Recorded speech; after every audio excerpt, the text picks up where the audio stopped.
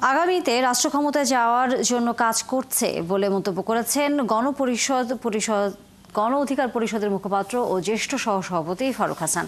এ সময় নির্বাচনকে কেন্দ্র করে তাদের বিরুদ্ধে নেতিবাচক প্রচারণা চলছে বলে জানান তিনি। বৃহস্পতিবার সকালে রাজধানীর বিজয়নগরে গণ অধিকার পরিষদের কেন্দ্রীয় কার্যালয়ে এক সংবাদ সম্মেলনে ফারুক হাসান বলেন, আমরা ৩০০ আসনে এককভাবে নির্বাচন করব, এজন্য খুব শীঘ্রই আমরা প্রার্থী ঘোষণা করব।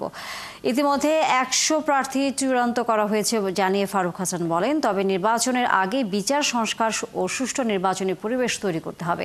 তা না করে একটা যেন তেন নির্বাচন দিলে গণ অধিকার পরিষদ গ্রহণ করবে না।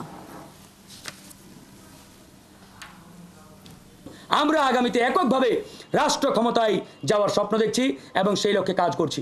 ইনশাআল্লাহ আগামী জাতীয় নির্বাচনে এখন পর্যন্ত আমাদের যে দলীয় সিদ্ধান্ত সেটা হচ্ছে ৩০০ আসনে এককভাবে আমরা নির্বাচন করব।